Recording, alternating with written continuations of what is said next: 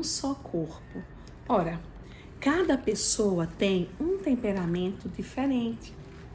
Cada pessoa se relaciona com Deus, com o próximo e consigo mesmo, também a partir do seu jeito de ser, da forma como se vê, da forma como Deus nos criou, de um jeitinho todo especial de ser. E quando o nosso temperamento tem características de sermos ou colérico, ou sanguíneo, ou fleumático, ou melancólico, de uma maneira mais exacerbada, mais consistente, mais forte no nosso temperamento, nós precisamos lembrar que nós somos transformados no nosso coração, convertendo o nosso jeito de ser, o nosso temperamento a Cristo, para sermos um só corpo, uma família cristã com um propósito, onde cada um com seu temperamento se relaciona com Deus e com o próximo e consigo mesmo. Então, do jeito que Jesus vê a igreja como a noiva, que o casamento seja sem mácula, digno de honra, entre todos seja o casamento, diz a Bíblia, a palavra de Deus. Então, Jesus, ele também nos ensina a cuidarmos do nosso coração, para quem é casado, cuidar do casamento, respeitando também o temperamento do cônjuge. E quando a gente olha para a igreja, respeitando também o temperamento dos irmãos e das irmãs em Cristo, que formam um só corpo em Cristo e que representa a noiva de Cristo. Que seja um casamento sem mácula, sem rupturas, sem defeitos no sentido de não aceitação ao jeito que cada um é, e esperar no Senhor que cada um vá convertendo o seu temperamento, o seu jeito de ser ao que o Senhor Jesus ensina na sua palavra. Nós somos a geração que nasceu protegidos e abençoados pelo cumprimento da promessa. A promessa do Novo Testamento, da Nova Aliança, do nascimento de Jesus Cristo. Então nós somos um povo libertos e salvos no nosso corpo, na nossa alma e no nosso espírito. Então não há por que temer não termos o fruto do Espírito nos ajudando a melhorarmos o nosso temperamento, convertendo-nos a Jesus todos os dias por meio da sua palavra. O apóstolo Pedro, ele escreve por volta do ano de 62, ele revela o poder de Cristo na vida da igreja ao transformar de um simples pescador no grande líder apostólico. Pedro foi transformado. Pedro tinha um temperamento colérico, aquele temperamento de líder, que é enérgico, que é objetivo, que é impaciente. Então Jesus pega Pedro, converte-o a ser um discípulo dele, um apóstolo dele, e assim usa esse temperamento para ganhar multidões, muitas almas para o Senhor Jesus.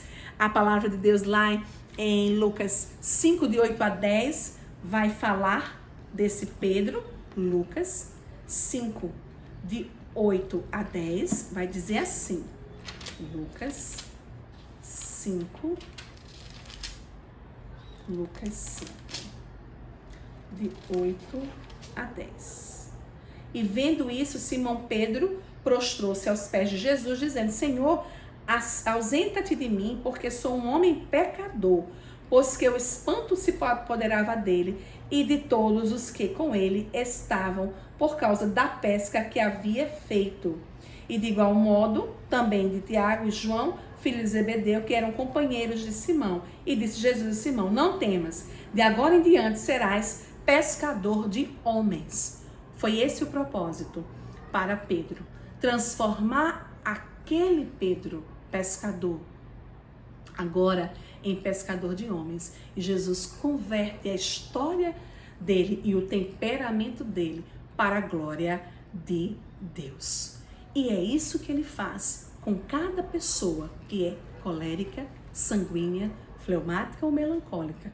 Ele converte o nosso temperamento para usar o nosso potencial e potencializar segundo o poder da palavra de Deus, segundo o poder de Jesus Cristo, para engrandecer o reino dele, o reino de Deus. Para quê? Para que transformados em um só corpo em Cristo, numa família cristã com propósito, e assim trabalhados no Espírito, naquilo que o Senhor tem para fazer em nós e através de nós, possamos ser melhores, mais fortes e mais produtivos na vida como cristãos, no trabalho, na família ou na igreja, nesse casamento perfeito que honra a Deus, ou na vida conjugal, o que honra a Deus na vida relacional entre irmãos na igreja.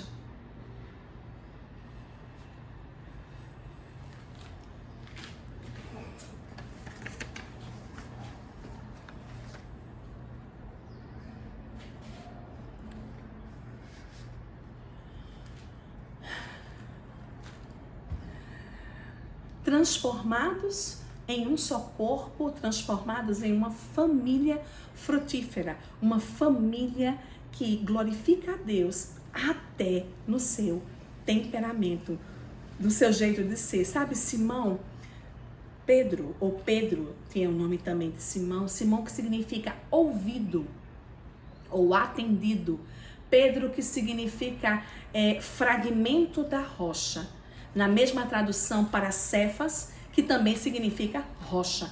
Jesus disse em João 1,42, tu és Simão, filho de Jonas, tu serás chamado Cefas, que quer dizer Pedro.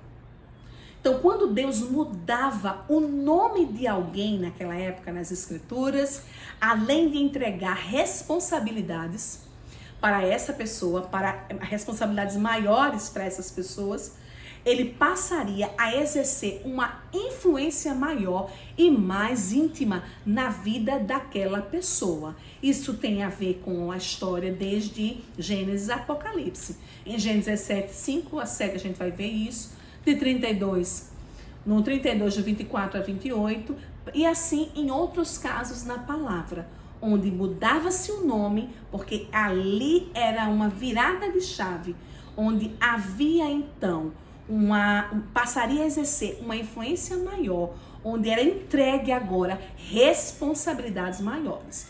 Pedro se tornou o líder do colegiado apostólico. Jesus não desistiu de Pedro, mesmo tendo negado Jesus 3 vezes, como diz em Lucas 22, por volta do versículo 54 ao 62, Jesus afirmou que o amava 3 vezes, mesmo ele tendo negado 3 vezes. Isso está em Marcos 16, 7. E também Jesus lhe entregou a liderança do rebanho de Deus, quando ele diz, apacenta as minhas ovelhas.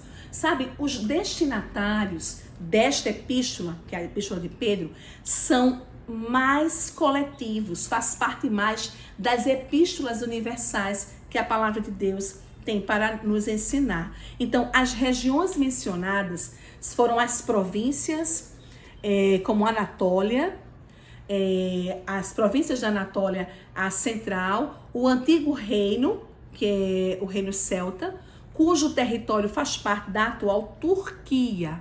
Então, em 1 Pedro 1, o destaque, o valor da fé era o alvo da salvação para a alma do povo em santidade.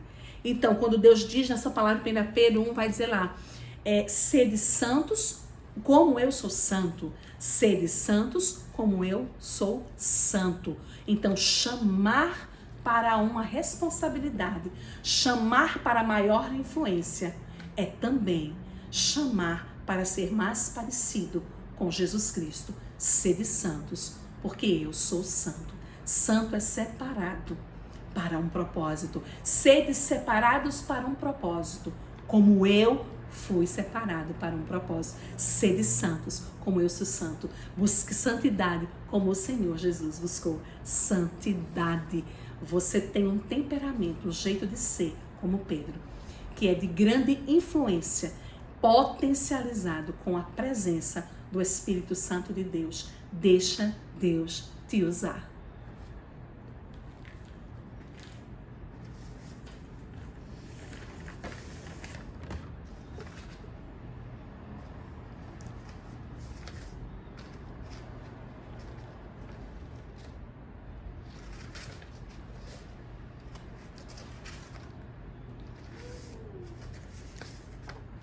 Preciso ver.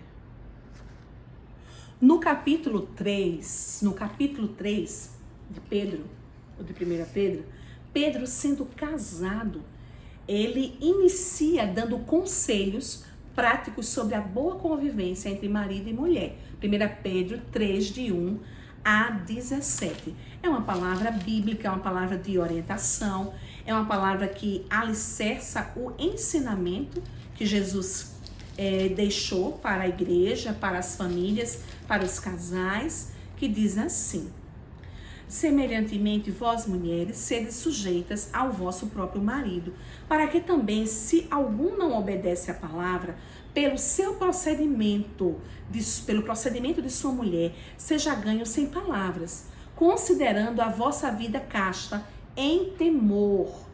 O enfeite delas não seja ao exterior, no frisado dos cabelos, no uso de joias, de ouro, na compostura de veste, mas o homem encoberto no coração, no incorruptível trajo de um espírito manso e quieto, que é precioso diante de Deus.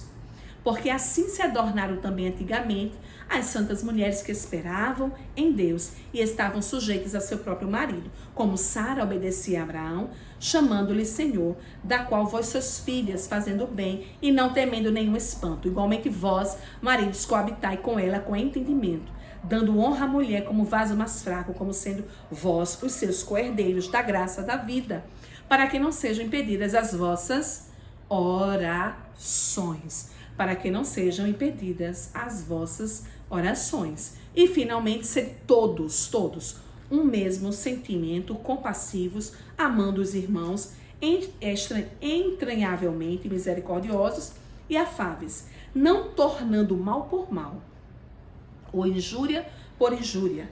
Antes, pelo contrário, bendizendo, sabendo que para isto fostes chamados, para que por herança alcanceis a bênção. Porque quem quer amar a vida e ver os dias bons, refreie a sua língua do mal.